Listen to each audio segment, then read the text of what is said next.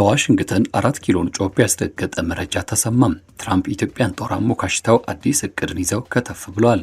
የምስራቅ አፍሪካና እንዲሁም ደግሞ ቀይ ባህርን ይቀይራል ተባለት የትራምፕ ደህንነት ስትራቴጂ እቅድ ኢትዮጵያን ያስደሰተ ግብፅንም ደግሞ ያስከፋ ሆኗል። የነጩ ቤተ መንግስት ግምገማ እንደሚያሳየው ከሆነ የቀይ ባህር ደህንነት ላይ ከግብፅ በላይ ለአሜሪካ አቋም ታማኝ ሆና የዘለቀችው ኢትዮጵያ መሆኗ ታቷል። ይህ ግብፅም የሙስሊም ብራዘርስ ሁድ ታጣቂዎችን በሱዳን እያደራጀች ቀጠናውን ስታምስ ለሽብርተኛ ድርጅቶች ያላት አቋም በጥቅም ላይ የተመሰረተ እንጂ እንደ ኢትዮጵያ በመርህ ላይ የተመሰረተ አለመሆኑን ያነሳል። የኢራን ቀይ ባህር ትራያንግል ማለትም የሁቲ የኤርትራና የሱዳን እንቅስቃሴ ለመክታት ከኢትዮጵያ ውጭ አጋር የለም ያለው የትራምፕ አስተዳደር ለኢትዮጵያ ጦር እውቅና ሰጥቶ ከፍተኛ ድጋፍ ለማድረግ ማቀዱ በሰበር ተሰምቷል። ይህን ጉዳይ እንቃኛለን። እስከ ፍጻሜው አብራችሁን ቆዩ።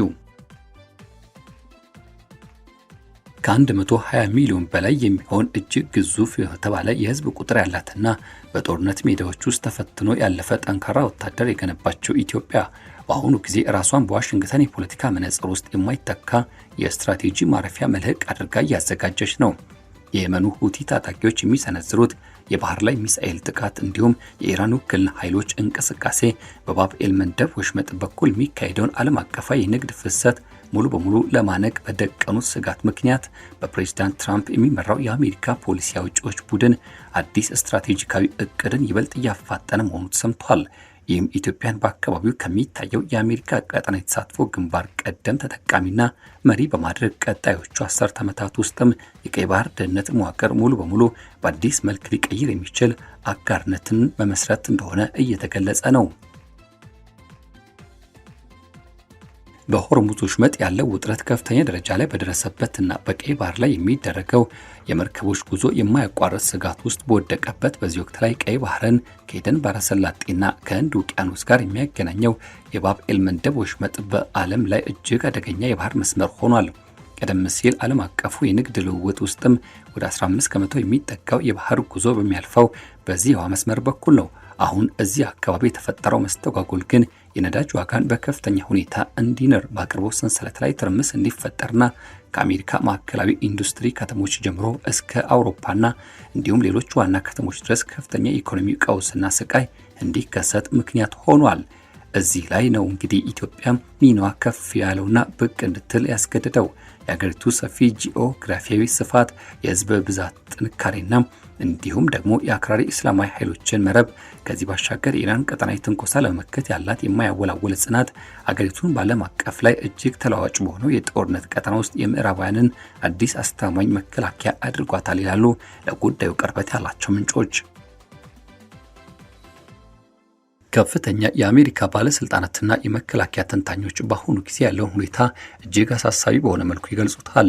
በየመን ካሉት ሁቲዎች ጀምሮ በሱዳን ግጭት ውስጥ እስከሚንቀሳቀሱ አካላት ድረስ የኢራን ተላላኪ ኃይሎች በባህር ላይ ያለውን የነፃ መርከብ ጉዞ ሙሉ በሙሉ ሊያናጋ የሚችል አደገኛ ተጽዕኖ ቅስት እየዘረጉ ይገኛሉ። የኢትዮጵያ ደህንነት መዋቅርና ወታደራዊ ዘመቻዎች እነዚህን የወንጀል መረቦች በማጋለጥ ረገድ ትልቅና ወሳኝ የተባለ ሚና ተጫውተዋል። የወጡ ሪፖርቶች እንደሚያመላክቱት የኢትዮጵያ ሰራዊት በሱዳን የሙስሊም ወንድማማቾች ሙስሊም ብራዘርስ ሁድ ድርጅት ተጽዕኖ ስር ካለው የሱዳን መደበኛ ጦር ኤስኤኤፍ ተነስተው ወደ ሁቲ ታጣቂዎች የሚጓጓዙትን የተራቀቁ የመሳሪያ ኮንትሮባንድ መስመሮችን ማስተጓጎል ችለዋል። ይህ በተጓዳኝ የሚደረግ ተራ የድንበር ላይ ውጊያ አይደለም። ይልቁንም ዓለም አቀፋዊ የንግድ ስርዓት ለመጠበቅ የሚደረግ የፊት መስመር ቀጥተኛ የመከላከል ሂደት እንጂ። ኢትዮጵያ በአፍሪካ ቀንድ ያላት የበላይነት ማንም የማይከራከርበትና የማይደራደርበት ነው። ምንም እንኳን በቅርቡ ከተደረጉት አዳዲስ ዲፕሎማሲያዊ ስኬቶች በፊት ቀጥተኛ የባህር በር ባይኖራትም አሁንም በቀጠና ውስጥም ዋነኛዋ የፖለቲካ የኢኮኖሚና ወታደራዊ ኃይል ማዕከል ናት። የአገሪቱ መከላከያ ሰራዊት በሶማሊያ ምድር ከአልቃይዳ ጋር ትስስር ካለው አልሸባብ አሸባሪ ቡድን ጋር በሚደረገው ውጊያ ለአፍሪካ ህብረትና ለአካባቢው ሰላም ጥረቶች ለረጅም ጊዜ ዋናው የጀርባ አጥንት ሆኖ የቆየ ሲሆን ይህ አደገኛ ቡድን ደካማ የሆኑትን የመንግስት መዋቅሮች ሰብሮ እንዳያጠፋ የማያቋርጥ ወታደራዊ ዘመቻዎች አካሂደዋል። የአክራሪ ጂሃዲስቶች ስጋት በቀላሉ ወደ ዓለም አቀፍ ደረጃ ሊስፋፋ የሚችልበት በዚያ ቀጠና ውስጥም ኢትዮጵያ በሺዎች የሚቆጠሩ ጀግኖቿ ልጆቿንም በውጊያ ሜዳ ላይ በመሰዋት ረገድ የከፈለችው ዋጋ ምዕራባውያን ከአሁን በኋላ ሊዘነጉት የማይችሉት ትልቅ ውለታና የስትራቴጂ መሰረት ጥሎላታል።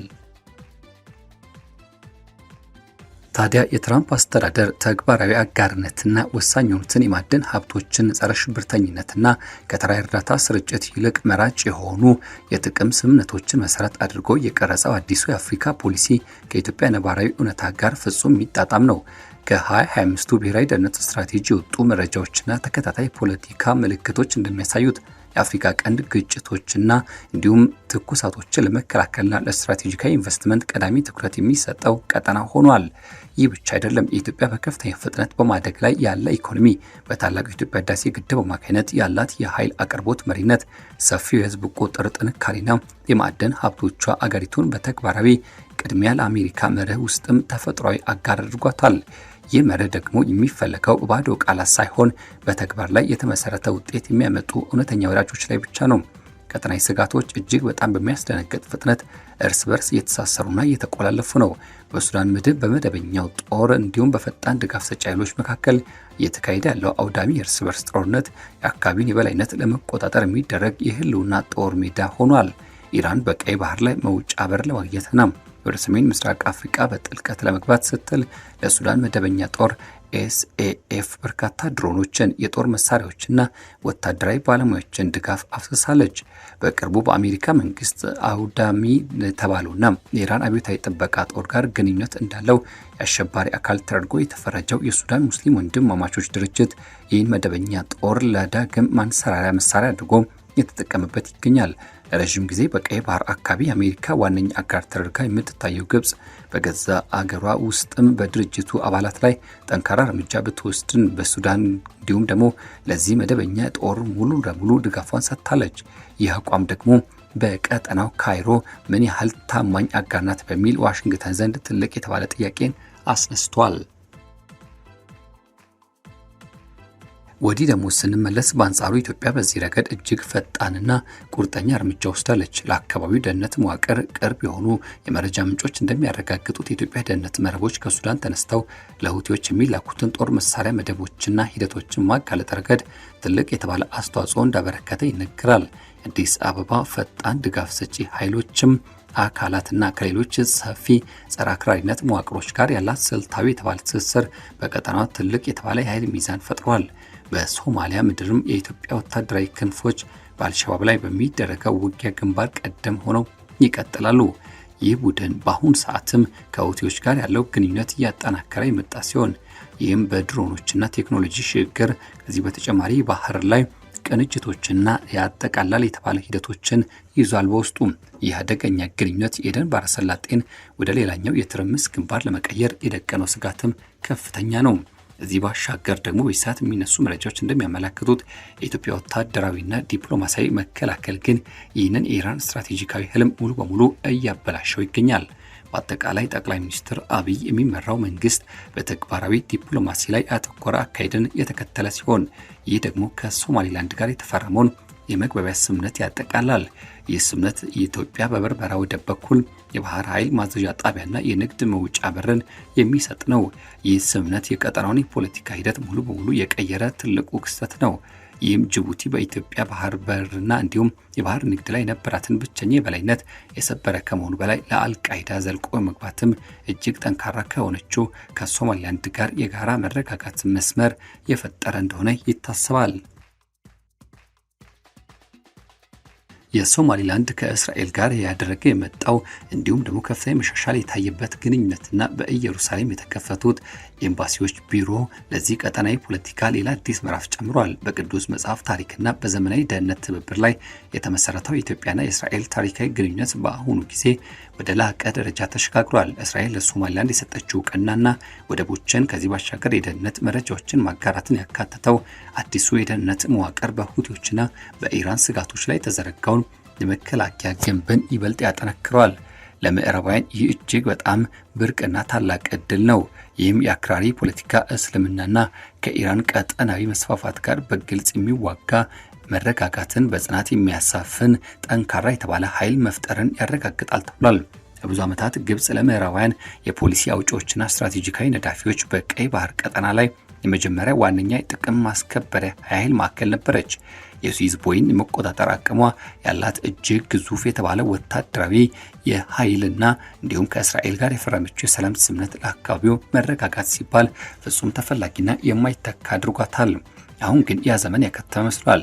ካይሮ በገዛ አገሯ ውስጥም የሙስሊም ወንድማማቾች ወይም ደግሞ ሙስሊም ብራዘርሁድ ንቅናቄ በንግግርና በይፋ በጽኑ ብትቃወምም በተግባር ግን በሱዳን ምድር ከዚህ ድርጅት ጋር ጥልቅ ትስስር ያላቸው የሱዳን መደበኛ ጦር የምታደርገው ቀጥተኛ ድጋፍ የብዙዎችን ቀጠናዊ ታዛቢዎች ስጋትና ጥርጣሬን ቀንሷል። በተለይም በወርሃ ሚያዝያ በሲናይ በረሃ ላይ የተካሄደውን በድርም 26 የተሰኘው የቀጥታ ተኩስ ወታደራዊ ልምምድ ታንኮችን፣ ተዋጊ ጀቶችን፣ ልዩ ልዩ ኃይሎችና ከባባድ መድፎችን ያካተተው ከእስራኤል ድንበር በእጅጉ አደገኛ በሆነው ሁኔታ ላይ ተቀራርበው በሚገኙ ስፍራዎች የተከናወነ ግዙፍ ወታደራዊ የፖለቲካ እንቅስቃሴ ነው። ግልጽና የማያወላውል የፖለቲካ ትዕይንቱ ያስተላለፈው አንዳች መልእክት አለ። ይህም ወታደራዊ ትዕይንት በኢየሩሳሌም ላይ ያነጣጠረ ማስፈራሪያና የመከላከያ መልእክትን አድርጎ በሰፊው የተተረጎመ ይገኛል።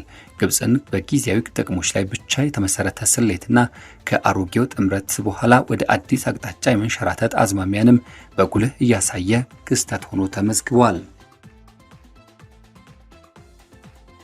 በታላቁ የኢትዮጵያ ህዳሴ ግድብ ዙሪያ ያለው የአባይ ወንዝ ውጥረትም ሁኔታውን ይበልጥ ውስብስብ አድርጎታል።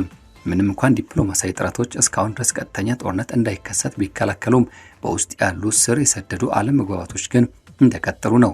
የግብጽ ቀጠናዊ የፖሊሲዎች ወጥ በሆነ መልኩ የኢራን መስፋፋት ወይም ደግሞ የአክራሪ ጂሃዲስቶች ስጋት ለመመከት ከመስራት ይልቅ በአጭር ጊዜ ውስጥ የአባይ ወንዝ ደህንነት ስጋት ነው፣ እንዲሁም የሙስሊም ወንድማማቾች ባላትም ድብቅ ፍላጎት ብቻ የተመሰረቱ ይመስላሉ። በዚህ የፖለቲካ ክፍተት ውስጥም የኢትዮጵያ ወጥ የሆነና ለቀጠናው መረጋጋት የምታሳየው ቁርጠኛ የተባለ አቋም እጅግ ጎልቶ ታይቷል።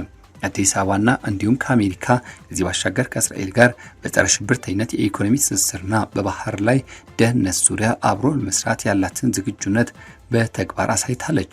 ከዚህ ባሻገር እነዚህ ቅድሚያ የሚሰጣቸው ጉዳዮች ደግሞ እስራኤል በዚያም አለ በዚህ የፕሬዝዳንት ትራምፕ አስተዳደር በጋራ ጥቅሞች ላይ ያለውና የተመሰረተውን ተግባራዊ ስምምነቶች ላይ ከሚያስቀምጠው ትልቅ ትኩረት ፍጹም የሚጣጣሙ ናቸው።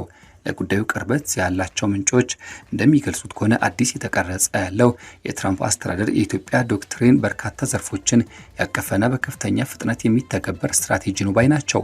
ይህ ስትራቴጂ አሜሪካ በኢትዮጵያ መሰረተ ልማቶች፣ በኃይል አቅርቦትና በቀጠናዊ ወሳኝ የሆኑ ማዕድን ሀብቶች ላይ እጅግ ግዙፍ ኢንቨስትመንት እንድታፈስ ቅድሚያ የሚሰጥ ሲሆን በምላሹ አሜሪካ ደግሞ በአካባቢ ወታደራዊ ማዘዣ ጣቢያዎችን ለማግኘት መብት ይሰጣታል። የደህንነት መረጃዎች በጋራ መለዋወጥና የተቀናጁ የጋራ ወታደራዊ ዘመቻዎችን ማካሄድን ያካትታል።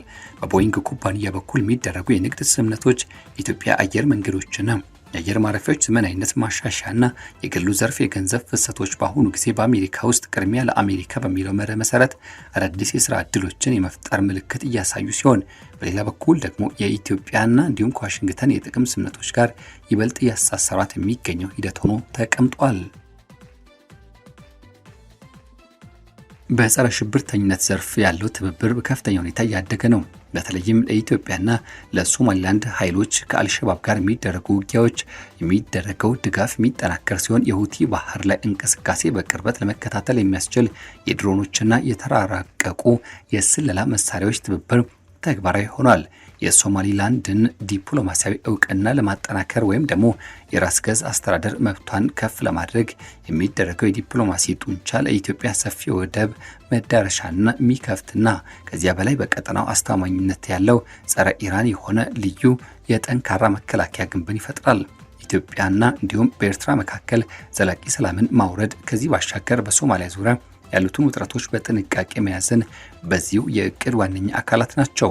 ይህም በጠላቶችና በተቀናቃኝ ኃይላት መካከል ሊጠቀሙባቸው የሚችሉትን አዳዲስ ቀጠናዊ ጦርነቶች ሙሉ በሙሉ ወደ ሙሉ ለሙሉ ሂደት ማስቀረትን ያለመ ነው። የትራምፕ አስተዳደር ስትራቴጂካዊ ቡድኑ አጠቃላይ የአፍሪካን ጉዳይ በሚመለከት ከአሜሪካ ዋና ብሔራዊ ጥቅም አንጻር ብቻ ነው የሚቃኘው። ይህም ቻይናና ኢራን በቀጠናው ላይ ጥልቅ የተባለ ስትራቴጂካዊ መሰረት እንዲያገኙ መከላከል፣ የዓለም አቅርቦት ሰንሰለትን መጠበቅ፣ ሽብርተኝነትን መዋጋትና ግልጽ የሆኑ የኢኮኖሚ ድሎችን ማረጋገጥ ይገኙበታል። ኢትዮጵያ ቅድሚያ ለአፍሪካ ቀንድ በሚለው የራሷ ፖሊሲ ብቻ በተለያዩ ጥቅሞች ላይ በተመሰረተው ዲፕሎማሲ በገዛ እግሯ መቆም የምትችልና በተመሳሳይ ጊዜ ለዋሽንግተን ስትራቴጂካዊ ፍላጎት ትልቅ የተባለ አምባሳደርና እንዲሁም ሂደቶችን ማምጣት የምትችል እውነተኛ አጋር ሆና ብቅ ብላለች። ምንም አይነት የፖለቲካ ትንታኔ በሀገሪቱ ውስጥ ያሉ ስብስብ ሁኔታዎችን ሳይዘረዝር ሙሉ ሊሆን አይችልም። ኢትዮጵያ በአሁኑ ጊዜ በአማራና በኦሮሚያ ክልሎች ውስጥ ካሉ የውስጥ ግጭቶች፣ በትግራይ ጦርነት ካሉ በኋላ ቀጣይ ሰላምና የማስታረቅ ሂደቶች፣ ከዚህ ባሻገር በከፍተኛ ፍጥነት ከሚካሄደው ዘመናዊነት ጋር ተያይዘው ከመጡ የኢኮኖሚ ጫናዎች ጋር እየታገለች ነው። የአገሪቱ ወታደራዊ ኃይል ምንም እንኳን እጅግ ጠንካራ ቢሆንም በበርካታ ግንባሮች ላይ በመሰማራቱ ምክንያት ሰፊ ኃላፊነት ትከሻው ላይ ወድቋል። የአገሪቱ ወታደራዊ ኃይል ምንም እንኳን እጅግ ጠንካራ ሆኖ መቀጠሉ አንዳች ተስፋ መስጠቱ ግን አይቀሬ ነው። ከሶማሊላንድ ጋር የተደረገው ታሪካዊ መግባቢያ ስምምነት በሞቃዲሾ ዘንድ ከፍተኛ ቁጣን የቀሰቀሰ ሲሆን ሶማሊያን ወደ ቱርክ፣ ኳታርና ሌሎችም ሀገራት ጥምረት ይበልጥ እንድትጠጋ አድርጓታል። ኤርትራም ሁኔታውን በጥንቃቄና በከፍተኛ አንክሮ አይን እየተከታተለች ትገኛለች። በሱዳን የምድር ያለው ተለዋዋጭነትና የውክልና ጦርነት ፍላጎት፣ የተባበሩት አረብ ኤሚሬትስና የኢትዮጵያ ስልታዊ ትስስር በአንድ በኩል፣ የግብጽና የሳዑዲ አረቢያ ፍላጎቶች በሌላ በኩል ደግሞ መጋጨጣቸው ቀውሱ ይበልጥ መባባስ አደጋ ላይ እንዲወድቅ ምክንያት ሆኗል። ሆኖም ከእነዚህ የተፈጠሩ ውጥረቶች ራሳቸው የኢትዮጵያን ማዕከላዊነት ይበልጥ የሚያረጋግጡ ናቸው። ጠንካራ በራሷ የምትተማመን ኢትዮጵያ ሌሎች ትናንሽ ቀጠናዎች ላይ ካላትና ሊያደርጉት በማይችሉት ደረጃ በአፍሪካ ቀንድ የማስታረቅ መከላከልና የማዋሃድ ትልቅ ሚና መጫወት መቻላቸው በሶማሊላንድ ያላትን ስልታዊ አጋርነት በአሽከርካሪዎችና በጂሃዲስቶች አሸባሪዎች ሂደት ምክንያት ምሽጎች የተዘረጋው ተግባራዊ መከላከያ ግንብ ነው። የአገሪቱ ኢኮኖሚ እድገትም ከምዕራባውያን ኢንቨስትመንት ጋር ተባብሮና ተጋግዞ በተግባር ከተቀናጀው አክራሪ ኃይላት አዳዲስ ጥያቄዎችና እንዲሁም ታጣቂ ኃይሎችን ለመመልመል የሚጠቀሙበትን የደህንነት ትርምስ አረንቋ ውስጥ ሙሉ በሙሉ ለመክተትና ለማድረግ የሚያስችል ሆኖ ይቀመጣል ይላሉ። ሁኔታው ሰፋ ባለ መነጽር ስንመለከተው ጉዳዩ እጅግ በጣም አጣዳፊ መሆኑን እንረዳለን። የኢራን ከጦርነት ጋር የተያዙ መስተጓጉሎች፣ የሁቲዎች ማጥቃትና በቀይ ባህር ትሪያንግል፣ በሱዳን፣ በኤርትራና በየመን ላይ ያላቸው ልዩና ሰፊ ፍላጎት ከሆርሙዝ ወሽመጥ ጀምሮ እስከ ባብ ኤል መንደብ ድረስ ተከታታይነት ያለው የጥፋትና የትርምስ ቡድን ነው። ይህ ብቻ አይደለም። በአሁኑ ጊዜ አልሸባብና በሁቲ አማጽያን መካከል በድሮኖች ቴክኖሎጂና በህገወጥ የጦር መሳሪያ ኮንትሮባንድ ዙሪያ የሚደረገው ሚስጥራዊ ግንኙነት ተራ በተራ ግምት ሆኖ የሚቀመጥ ሳይሆን ከተራ ግምትነት ተሻግሮ በተግባር የተረጋገጠ ይልቁኑ በተግባር ሲረጋገጥ በጦር ሜዳ እየታየ ያለው እውነተኛ ወታደራዊ እንቅስቃሴ አስጊና አስፈሪ መሆኑን ያመለክታል። ምዕራባውያን ሀገራት የቀይ ባህርን ደህንነት ሙሉ በሙሉ እምነት ለማይጣልባቸውና ተለዋጭ አቋም ላላቸው አካላት አሳልፎ ሊሰጡ አይችሉም። ወይም ደግሞ ባለ ብዙ ወገን ዓለም አቀፋዊ መድረኮች ብቻውን መፍትሄ ያመጣል ብሎና እንዲሁም ተስፋ ማድረግ የለባቸውም ባይ ናቸው። ኢትዮጵያ በዚህ ረገድ ጠንካራ ወታደራዊ ጡንቻ ያላት፣ ከቀጠናዊ ማህበረሰብ ጋር ጥልቅ የተባለ የባህል መተሳሰርና ቁርኝትን ያገነባች፣ በታሪኳ ማለትም በደህንነት ረገድ ለምዕራባውያን ያላት አጋርነት የተመሰከረላትና በጉዳይ ውስጥም ቀጥተኛ ህልውና ጥቅም ያላት ታላቅ ሀገር ናት። የሀገሪቱ ጥንታዊ ክርስትና ታሪክና አክራሪው እስላማዊ ኃይሎች ጋር የሚደረገው ውጊያ በተግባር ያስመዘገበችው ጦር ሜዳ የድል ታሪክ ሀገሪቱን በዚህ ታላቅ ቀጠናዊ የተባለ የህልውና ተጋድሎ ውስጥም ተመራጭ ያድርጓታል። የፕሬዝዳንት ትራምፕ እቅድ ሙሉ በሙሉ በተግባር ላይ የሚውል ከሆነም ታላላቅ የተባሉ መከላከያ ስምምነቶች፣ የበርበራን ወደብ ከኢትዮጵያ ማዕከላዊ ንግድ ከተሞች ጋር የሚያገናኙ ግዙፍ የኢኮኖሚ ኮሪደሮችን መዘርጋትና በቀጠናዊ ሰላም አደናቃፊና በሌሎች ኃይሎች የተቀናጀው ጠንካራ ጫና መፍጠር ይካተታል። የኢትዮጵያ በአዲስ መልክ በቀጠናው መሪ ሆና ብቅ ማለት ደግሞ ተራ አካባቢ ፖለቲካ ሂደትና እንዲሁም ለውጥ አይደለም። ይልቁንም ዓለም አቀፋዊና የንግድ ስርዓትን ለመጠበቅ ከዚህ ባሻገር የኢራን የተባለውና በብዙ መልኩ የሚነሳውን ቀጠናዊ ከበባ ለመመከትና ሽብርተኝነት፣ ስደትና ለመረጋጋትን ወደ ዓለም ለሚልካው ለዚህ ቀጠናዊ ዘለቄታዊ ሰላምና እንዲሁም ማረጋገጥ የወጣት የተባለው የድል ሂደትም ስትራቴጂካዊ አስፈላጊነትን የሚከተል መሆኑ ግድ ይሏል። የትራምፕ አስተዳደር ያሳየው አቅጣጫ ለውጥም ይህን ተግባራዊ ለማድረግ እውነታውን በግልጽ የተገነዘበ ነው።